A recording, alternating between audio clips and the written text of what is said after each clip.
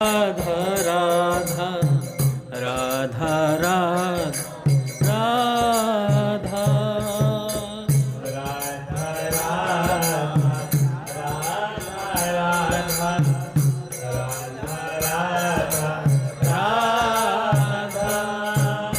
बोले राधा माधव सरकार की जय। पूज्य श्री भाई जी महाराज की जय। पूज्य श्री राधा बाबा की जय। पूज्या मैया की जय। अपने प्यारे भैया की जय। पूज्य दादा की जय। भक्तवत्सल भगवान की जय। हरि बोल। बड़े सौभाग्य का क्षण है कि आज भी हमें सत्संग और कीर्तन का परम लाभ प्राप्त हो रहा है।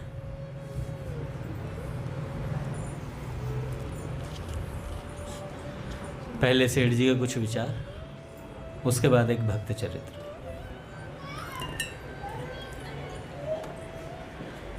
सेठ जी कहते हैं, साधन की तीव्रता जिस प्रकार श्वास की गति निरंतर चलती रहती है, उसमें कभी विराम नहीं होता, उसी प्रकार भगवत प्राप्ति के लिए साधन भी तैल धारावत सदा सर्वदा चलते रहना चाहिए।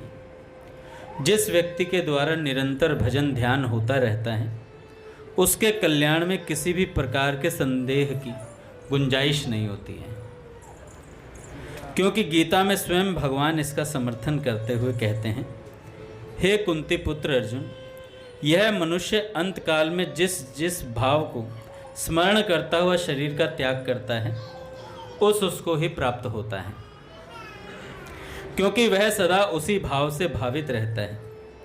मनुष्य सदा जिस भाव का चिंतन करता है, अंत काल में भी प्रायः उसी का स्मरण होता है। इतना ही नहीं, निरंतर चिंतन करने वाले के लिए भगवान कहते हैं, मेरी प्राप्ति बड़ी सहज हो जाती है। अनन्य चेता सत्यम यो माम स्मृति नित्य सह तस्या अहम सुलभ पार्थ नित्य युक्त से योगिना।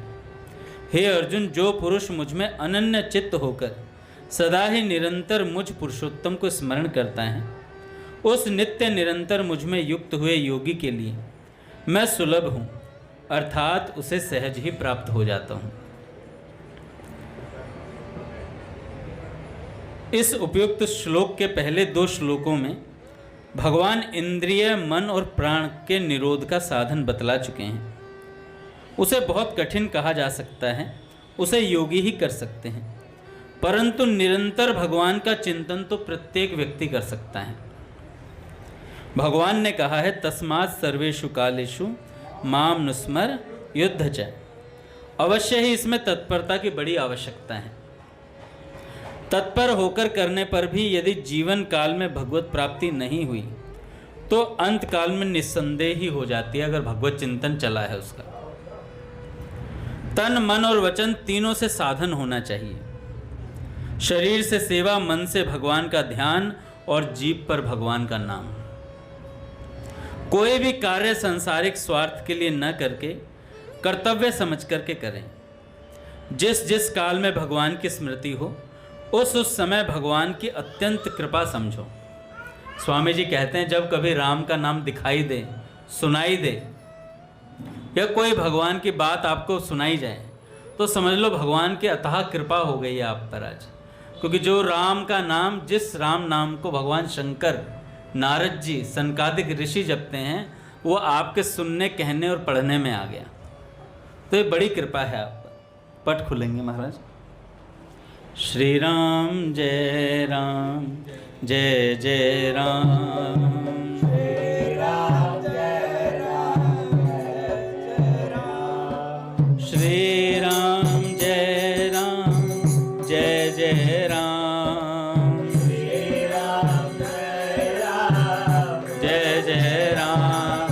श्री राम जय राम, जय जय राम। श्री राम जय राम, जय राम। जय जय श्यामा, जय जय श्याम। जय जय श्याम, जय जय श्री वृंदावन धाम। धाम।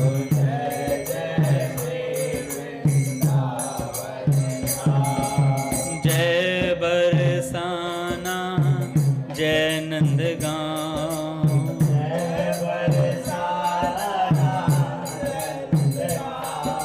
पावन राधे तेरो नाम।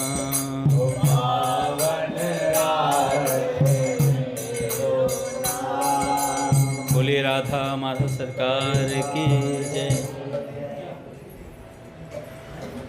तो भैया जिस काल में भगवान की स्मृति हो जाए तो समझो भगवान की अत्यंत कृपा है आप पर,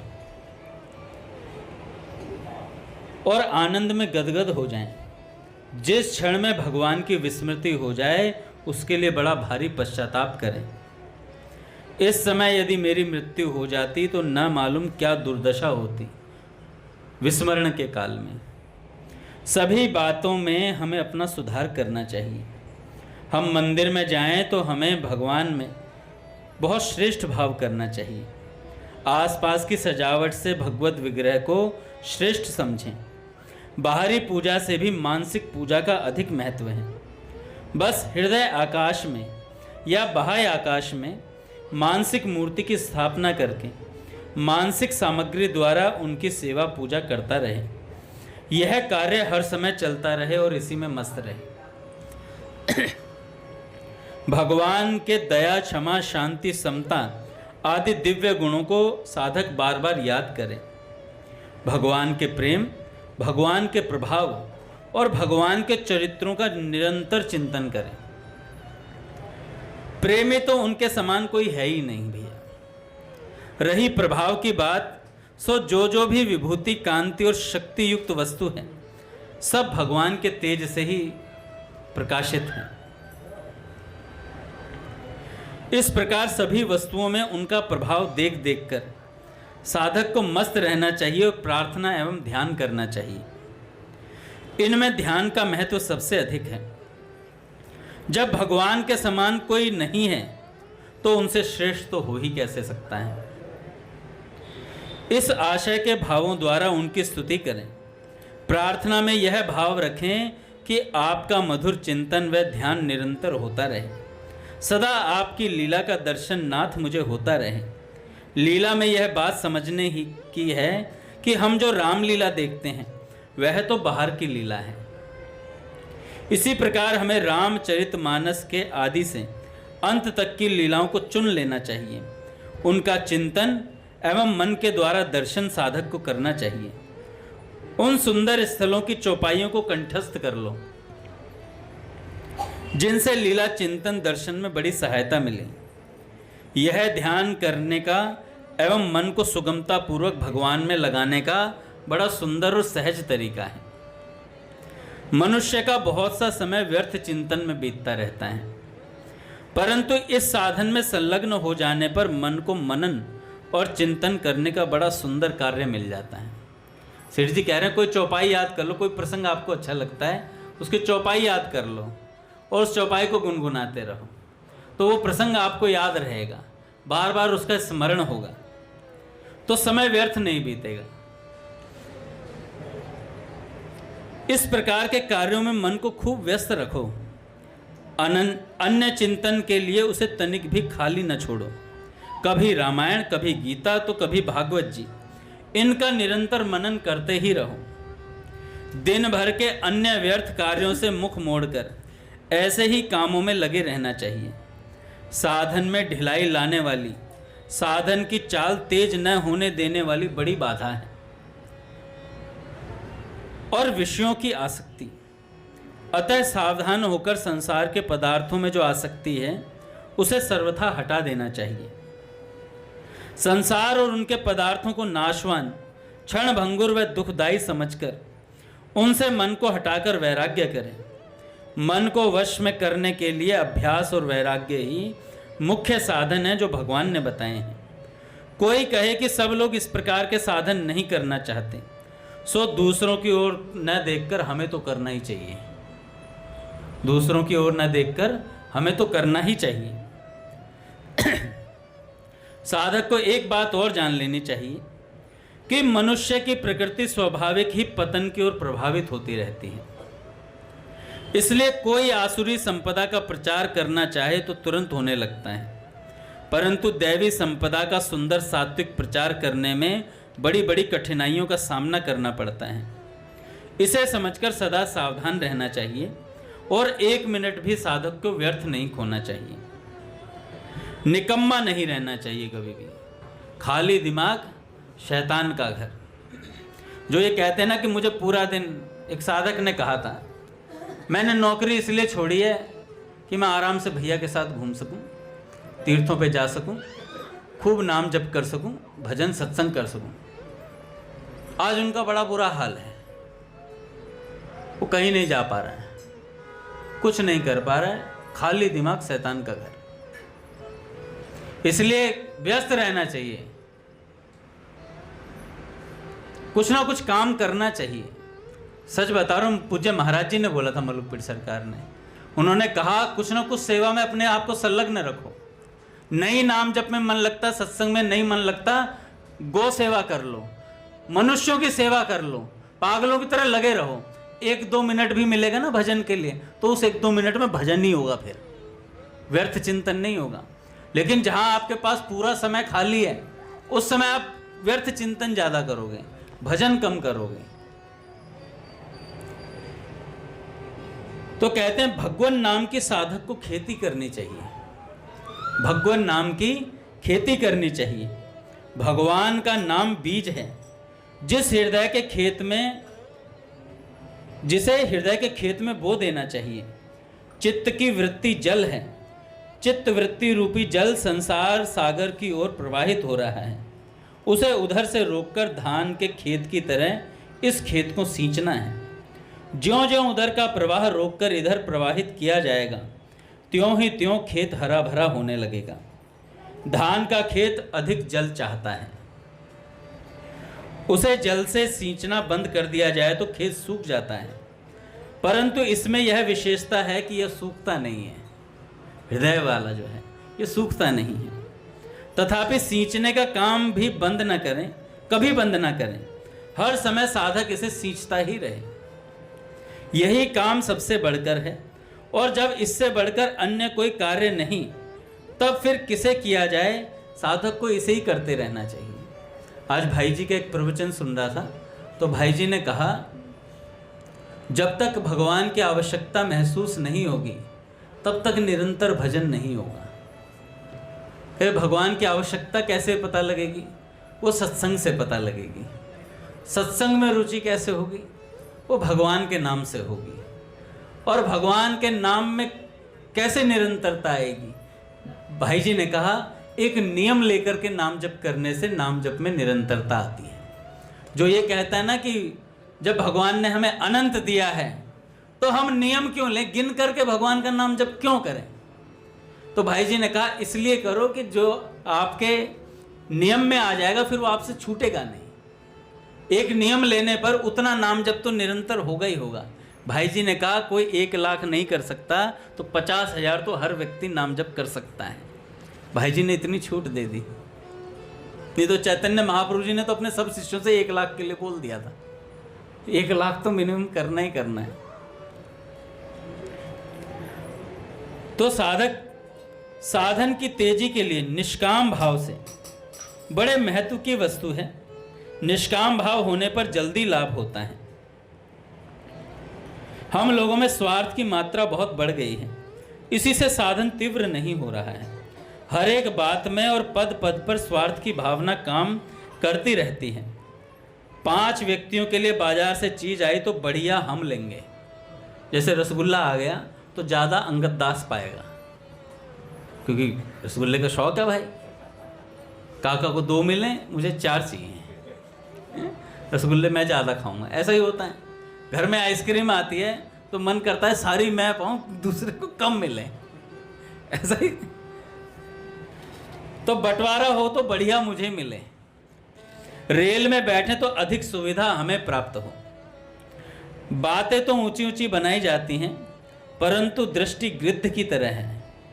नीचे की ओर और गंदी वस्तुओं पर दृष्टि रहती है, जैसे गिद्ध की रहती है। इससे बहुत बड़ा पतन है।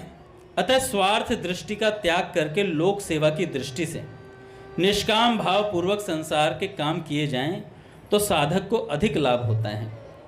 निर्धन मनुष्य को यह नहीं समझना चाहिए कि स्वार्थ का त्याग तो धनवान ही कर सकते हैं, वह नहीं कर सकता।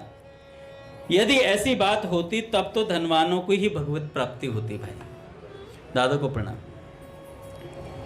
परंतु बात तो अधिकांश में इसके विपरीत है। अतः सभी को उपयुक्त बातों पर ध्यान रखकर अपने साधन को सुधारते हुए उसकी चाल को खूब तेज करना चाहिए। इससे शीघ्र कल्याण हो सकता है। तो सेठ जी ने बताया कि साधन की चाल को तीव्र करना चाहिए, और वो होगी कैसे? निरंतर करने से होगी भाई, अभ्यास और वैराग्य से ही होगी। इसके अलावा और कोई चारा नहीं है। हम सब काम कर लेते हैं लेकिन भजन नहीं कर पाते। एक निष्ठ होकर के एक स्थान पर बैठकर भजन करना सबसे बड़ी मुश्किल बात है। काका होता है ऐसा कि आप एक आसन पर बैठेंगे तो आप आसन पर नहीं बैठे हैं, उस समय मन बहुत जगह घूम रहा है, मन बहुत जगह घूम रहा है। गोस्वामी जी महाराज, श्री तुलसीदास जी महाराज गंगा पार सत्संग करते थे। तो एक बार एक व्यक्ति सत्संग के लिए गया। सत्संग नित्य सुनता था, वो नित्य जाता था गंगा पार करके, नित्य सत्संग सुनने जाता था। जब पार पहुंचा एक दिन, तो सत्संग जब तक ओवर हुआ तब तक बहुत तेज बारिश हो रही थी और गंगा जी का उफान तेज था। तो उसने कहा कि महाराज मुझे गंगा जी को पार करके जाना है, अपने घर जाना है। तो गोस्वामी जी महाराज ने कहा कोई बात नहीं, आज यहीं रुक जाओ, कल चले जाना, कल चले जाना, कल सत्संग करके आराम से निकल जाना दोबारा। तो उन्होंने कहा नहीं नहीं, मैं तो जाऊंगा अभी। तो गोस्वामी जी महाराज ने कहा ऐसा क्या हो गया, तो घर जाने की इतनी जल्दी पड़ी हुई है, सत्संग सुनो यहाँ बैठ करके, मेरे साथ बैठो, थोड़ी देर चर्चा करो। तो उन्होंने कहा कि महाराज अगर मैं यहाँ रहा, आपके पास रहा, तो मेरा चिंतन घर का रहेगा।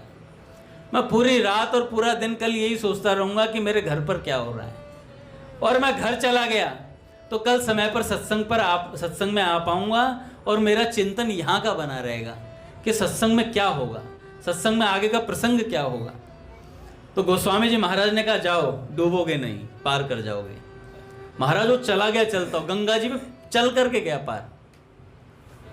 तो चिंतन का बड़ा महत्व है भैया। हमारा चिंतन कब कैसा होता है, यहाँ रह करके हम बाहर के सोचते रहते हैं। मान लो यहाँ कोई बैठा हो और वो सोच रहा हो कि आज विराट कोहली खेल रहा है, उसने रन कितने बनाए, यहाँ सत्संग चल रहा है, उसका ध्यान आईपीएल में है, तो क्या वो सत्संग सुन पा रहा है?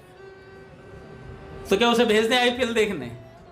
नहीं, कितनी देर रह पाएगा आईपीएल में? यहाँ बैठा रहेगा तो भगवान में मन लगेगा ही लगेगा। 10 मिनट बाद, 20 मिनट बाद, 30 मिनट बाद कभी तो लगेगा। एक झांकी तो भगवान की, राधा माधव की देखेगा ही देखेगा। तो कैसे ना कैसे भगवान का चिंतन करेगा ही करेगा। एक संत हुए श्री प्राण कृष्णदास बाबा जी। वृंदावन का परिक्रमा मार्ग है, और परिक्रमा मार्ग में आपने देखा होगा बहुत सारे भीख मांगने वाले बैठे होते हैं। जो यात्री उधर से निकलते हैं उनके पीछे पड़ जाते हैं पैसा मांगने के लिए, और जब तक कुछ दे नहीं देता तब तक उसके पीछे ही चलते रहते हैं।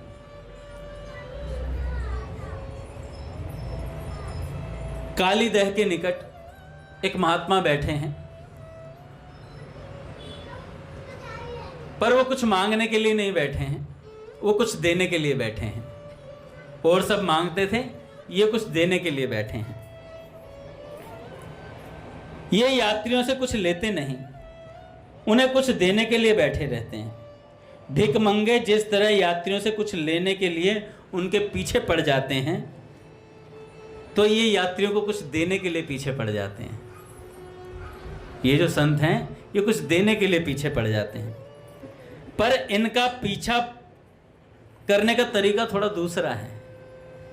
ये किसी यात्री को आता देखते हैं, स्त्री हो या पुरुष, वृद्ध हो या बालक, उसे दंडवत प्रणाम करते हैं और उसे कुछ प्रसाद देते हैं, और प्रसाद देकर के कहते हैं प्यार से, क्या कृष्ण कथा सुनोगे?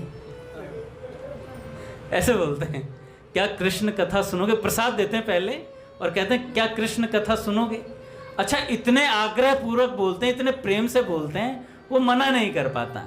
वो कहता है हाँ महाराज सुनेंगे। फिर ये उसे कृष्ण की कोई मधुर कथा सुनाकर उनकी ऐसी छवि प्रस्तुत करते हैं कथा के माध्यम से कि जो यात्री होता है ना, वो जीवन भर के लिए श्री कृष्ण में आसक्त हो जाता है। ऐसी कथा सुनाते हैं। कौन है ये वृद्ध बाबा जी जो इस प्रकार कृष्ण कथा का दान करते हैं? रास्ते चलते लोगों को कृष्ण कथा सुनाने की इन्हें ऐसी क्या पड़ी है? काली देह के प्राण कृष्णदास बाबा हैं ये। कृष्ण कथा में इनके प्राण बसते हैं।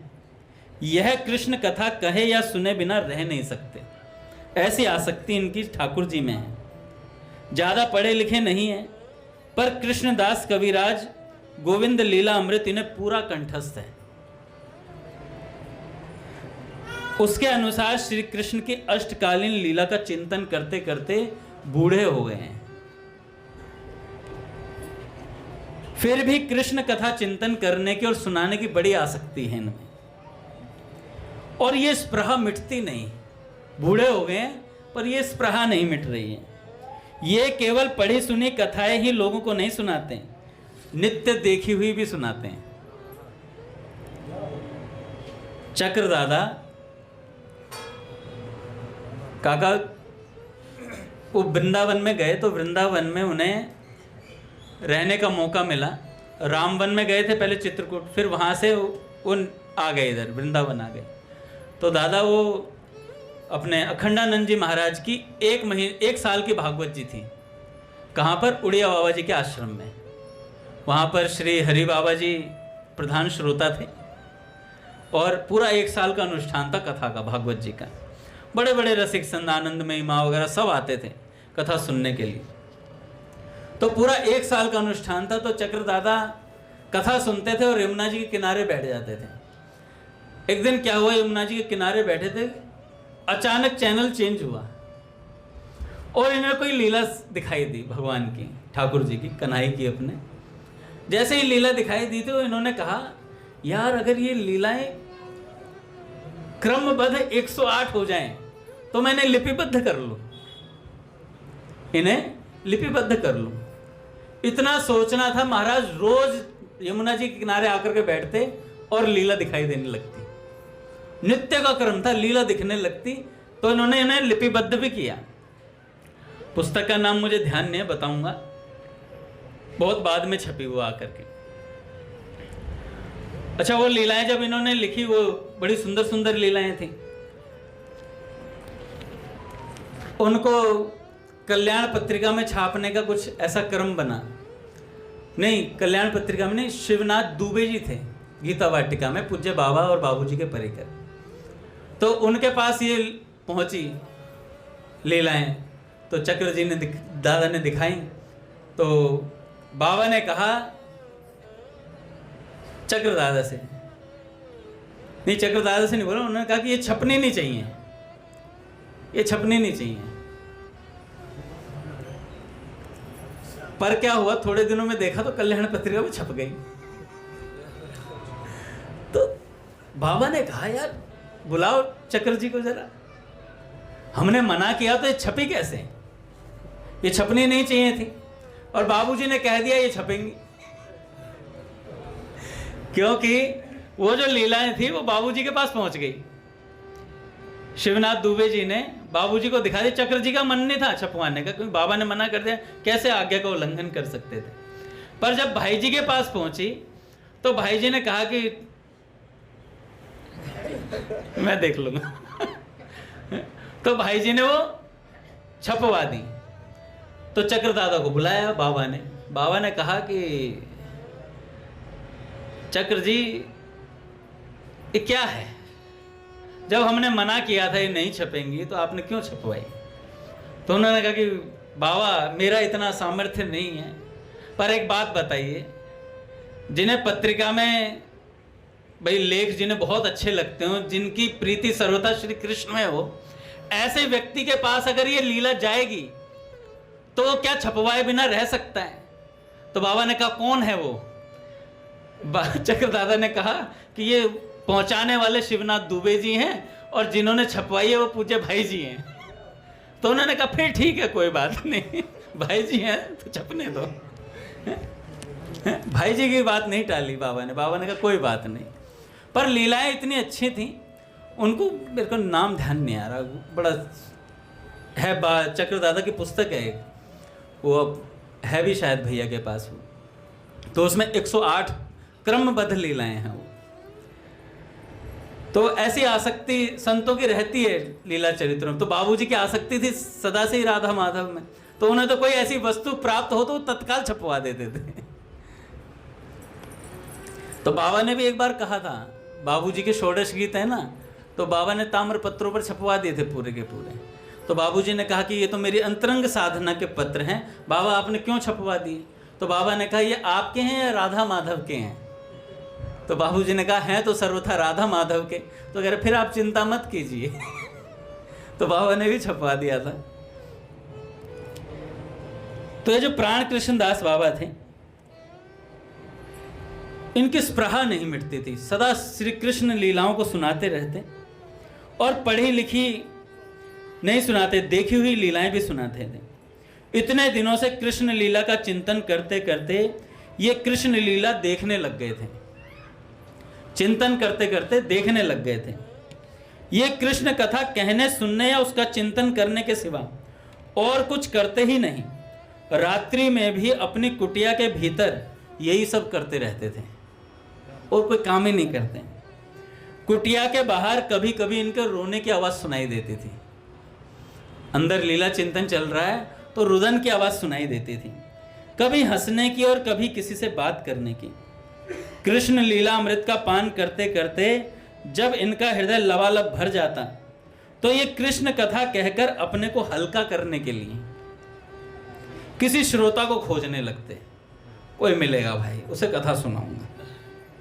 कोई नहीं मिलता तो परिक्रमा मार्ग पर बैठ जाते और आते जाते यात्री को प्रसाद देकर कहते कृष्ण कथा सुनोगे? कृष्ण कथा सुनोगे? और बस प्रसाद का लोभ देकर लोगों को बुलाते और फिर कृष्ण कथामृत का इंजेक्शन ठोक देते। कृष्ण कथामृत का इंजेक्शन ठोक देते, और इंजेक्शन ऐसा प्रभावशाली होता है कि उसके हृदय में वह प्रक्रिया तत्काल आरंभ हो जाती है और जो उसे भव रोग से मुक्त करके ही रहती है। ऐसा कृष्ण कथा का इंजेक्शन लगाते। पर इसमें बाबा का अपना कर्तव्य कुछ नहीं है, कृष्ण कथा वस्तु ही ऐसी है। बड़ा सुंदर भाव है दादा। कहते हैं कि कृष्ण कथा वस्तु ही ऐसी है जिसे इसका चस्का एक बार लग जाता है वह इसके प्रेमी व्यक्तियों की खोज में निरंतर लगा रहता है, जिससे अधिकाधिक इसे कहने और सुनने का उसे मौका मिलता रहे। और तो और स्वयं श्री कृष्ण अपनी लीला कथा सुनकर कभी अघाते नहीं हैं। जहां कहीं उनके भक्त उनका गान करते हैं वहां प्रत्यक्ष रूप से या परोक्ष रूप से अपने आप जाकर अपना आसन जमा लेते हैं। इन्हें वैकुंठ इतना प्रिय नहीं है, न कोई स्थान प्रिय है जितना इन्हें कथा कहने और सुनने वाले भक्तों का सानिध्य प्रिय है। नाहं वसामि वैकुंठे योगी नाम हृदय न च मद भक्ता यत्र गायन्ति तत्र तिष्ठामि नारद। इतना ही नहीं, जो इनकी कथा कहता सुनता है उसके हृदय में घुस पड़ते हैं, वहां बैठे रहकर उसे कथा कहने की प्रेरणा देते रहते हैं। भीतर बैठकर कथा कहने की प्रेरणा देते हैं और बाहर बैठकर सुनते हैं। देखो भगवान की विलक्षण लीला, भीतर जाकर के कथा कहते हैं और बाहर बैठकर के उस कथा को सुनते हैं। कृष्ण कथा के एकांत प्रेमी इन वयोवृद्ध बाबा का जन्म 1802 में वर्धमान जिले के कालना के निकट बागनपाड़ा में हुआ। माँ जाह्नवी की परंपरा में नित्यानंद परिवार के बागनापाड़ा के श्री यदुनंदन गोस्वामी जी से इनकी दीक्षा हुई थी। फिर वृंदावन आकर काली देह पर ये रहने लगे और भगवान दास बाबा के आश्रम में रहकर इन्होंने भजन की पद्धति सीखी। काली देह के सिद्ध जगदीश दास बाबा और सिद्ध दयाल दास बाबा की सेवा करने लगे। इनकी सेवा कर इन्होंने संत सेवा का जो आदर्श स्थापित किया वह साधक मात्र के लिए अनुकरणीय है। ये दोनों महात्मा हर समय कृष्ण लीला का चिंतन करते हुए तन मन की सुध बुध खोकर भाव समुद्र में डूबे रहते थे। प्राण कृष्णदास बाबा इनके आहार की व्यवस्था करते। कौन कौन से बाबा? दयाल दास जी और जगदीश दास बाबा, ये दोनों लीला चिंतन में मग्न रहते और इनकी सेवा का बेड़ा प्राण कृष्णदास बाबा ने उठाया हुआ था। इनके कर चरण आदि का संवाहन करते और मल मूत्र परिष्कार करके मानसिक स्थिति के अनुसार इनके बदलते हुए भावों को जानकर बड़ी निपुणता से इनकी समय उचित सेवा करते। इन दोनों सिद्ध महात्माओं की सेवा करते करते सिद्ध हो गए। इन दोनों महात्माओं की सेवा करते करते ये सिद्ध हो गए। ये काली देह में चारों ओर दूर दूर तक नित्य झाड़ू लगाया करते थे और मानसी सेवा में मंजरी रूप से निकुंज में झाड़ू लगाने की भावना करते थे। झाड़ू लगाते लगाते बालक से वृद्ध हो गए हैं। झाड़ू लगाते लगाते वृद्ध हो गए थे और झाड़ू लगाते लगाते बालक वृद्ध जो भी उनके सामने आ जाता उसे झाड़ू रखकर दंडवत प्रणाम करते हैं। त्याग और वैराग्य में ये सिद्ध जगदीश दास बाबा की प्रतिमूर्ति थे।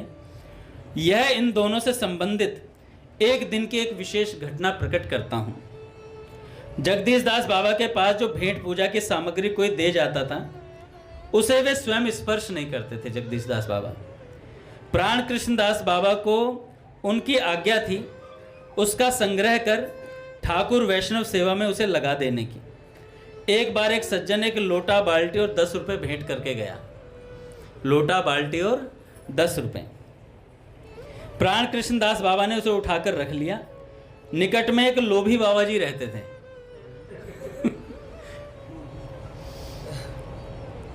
उन्होंने जगदीश दास बाबा से कहा, बाबा यह सामान मुझे दे दो। बाबा ने सोचा प्राण कृष्णदास बाबा से कहकर इन्हें दिलवा देंगे, पर वे भूल गए। 2-3 दिन बाद उस बाबा ने क्रुद्ध होकर उनकी तरफ ईंट फेंक करके मारी। लोटा बाल्टी नहीं दिया तो ईंट फेंक करके मारी। बाबा को लगी नहीं, पर उन्हें उस बात की याद आ गई कि इन्हें लोटा बाल्टी देना था, इसलिए गुस्से में है। उन्होंने प्राण कृष्णदास को बुलाकर कहा, एक अपराध हो गया है उन जटाधारी महात्मा के प्रति। उन्हें मैंने लोटा बाल्टी और रुपए देने को कहा था जो एक सज्जन उस दिन दे गए थे, पर मैं भूल गया। उन्होंने कृपा दंड देते हुए ईंट फेंक कर मारी है और याद दिलाया है, फटाफट उन्हें दे देना चाहिए। प्राण कृष्णदास बाबा ने कहा, तो दे देना चाहिए। उनसे कुछ और भी अपनी कृपा का विस्तार करने की प्रार्थना करनी चाहिए।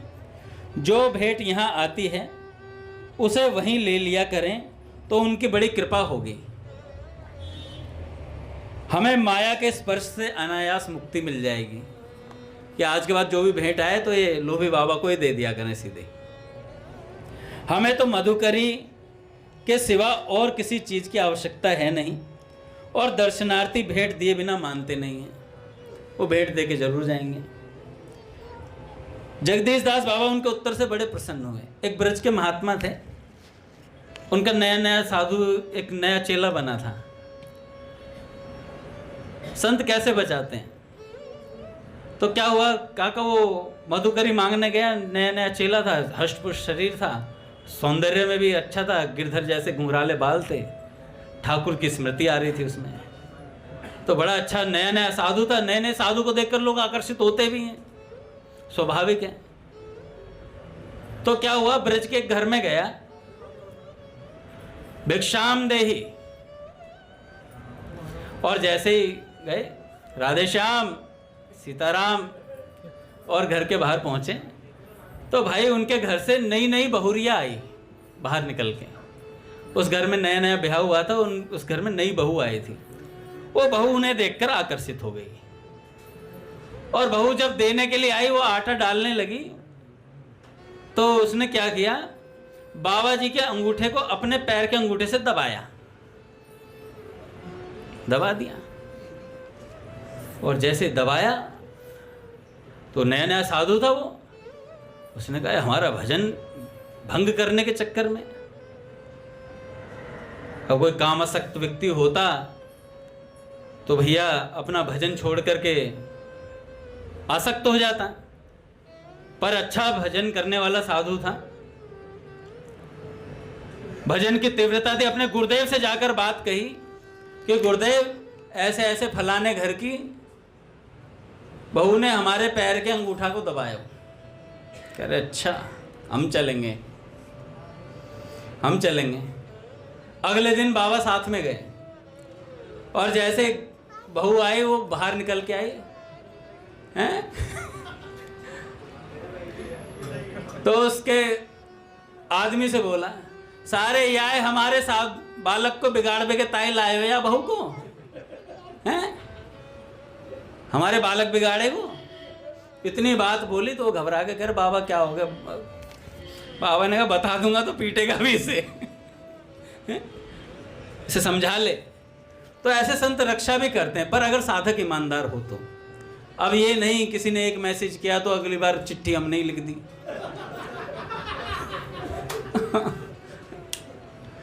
तो साधक को बच कर रहना चाहिए।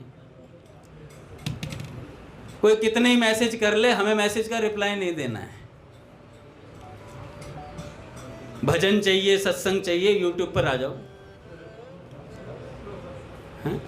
पूज्य भैया आएंगे दादा? नहीं आएंगे, फिर तो टाइम ओवर हो गया है। जरा सा चरित्र दादा थोड़ा सा पूरा कर देता हूँ।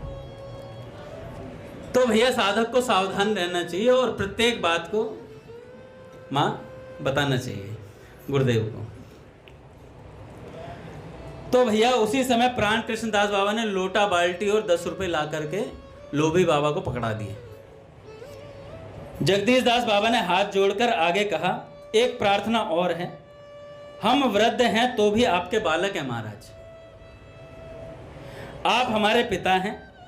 हम आप ही के संरक्षण में रहकर यहाँ भजन करते हैं। हम इतने दुर्बल हैं कि किसी समय माया की चपेट में आ सकते हैं। आप सामर्थ्यवान हैं।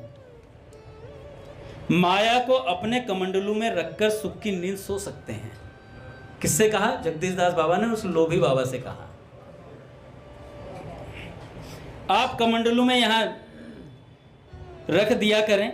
दर्शनार्थी अपनी भेंट इस कमंडलू में डाल दिया करेंगे आगे से। आप नित्य रात्रि में उसे उठा लिया करें।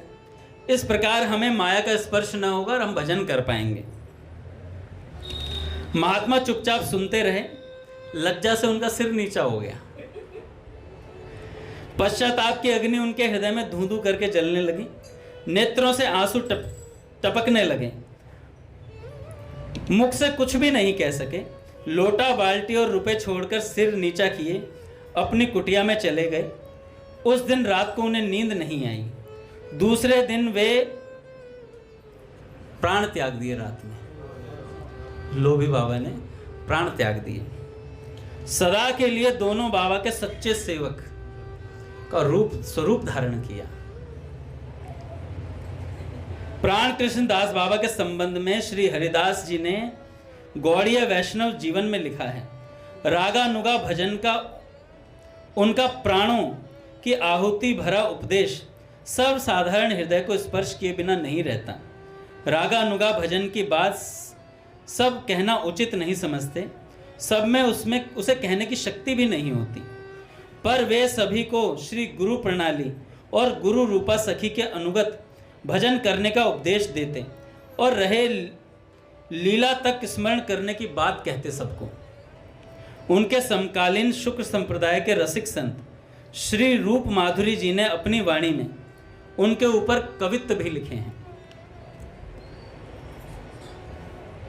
और भैया 32 वर्ष और जीवित रहकर वे रागानुगा भजन का लोगों को उपदेश करते रहे और अंत में नित्य धाम को पधारे। काली देह में सिद्ध जगदीश दास बाबा की समाधि के निकट उनकी भजन कुटी के सामने उनकी समाधि भी है। भजन कुटी में उनका एक चित्र विराजमान है जिसे देखने मात्र से भाव उमड़ता है। काली दह के निकट है जगदीश दास बाबा जी की समाधि है। वहाँ पर उसके सामने उनकी भजन कुटी के पास प्राण कृष्णदास बाबा की समाधि है। अभी चले जाएंगे कहने वाला नहीं जा पाएगा। सच बता रहा हूँ। काका हो गए, गिरधर हो गए, प्रहलाद हो गए, ये सब लोग वृंदावन जाते हैं, संतों के समाधियों के दर्शन करते हैं तो जेलस फील होता है। पर कोई बात नहीं, काका ने कर लिया तो हमने कर लिया। तो कहते हैं कि उनका जो चित्र है प्राण कृष्णदास बाबा का, उसे देखने मात्र से साधक के हृदय में भाव उमड़ आता है, ऐसा उनका चित्र है। पूज्य बाबा ने बताया कि नंदगांव और बरसाना के बीच में एक ऐसा वृक्ष है जिसे देखने मात्र से अगर साधक अच्छा है, अच्छा हृदय है उसका, निर्मल हृदय, उसे देखने मात्र से लीला में प्रवेश हो जाता है। पूज्य भैया ने भी बताया था, पूज्य प्राची दीदी ने भी बताया था, आज उनका स्मरण हो गया। आज के दिन ही पूज्य प्राची दीदी माधव से मिली सदा के लिए। तो ऐसे वृक्ष, ऐसी गायें, बहुत सी ऐसी ब्रज में चीजें हैं जिनको देखने मात्र से भगवान की लीलाओं में प्रवेश मिल जाता है। और खास बात तो यह है, भजन करने वाले को सब कुछ मिल जाता है। सीधी सी बात है भैया। समय हो गया है, आरती करते हैं महाराज। जागरण भी है भैया, उत्साही भक्तों द्वारा। सभी उत्साही है मुझे छोड़कर।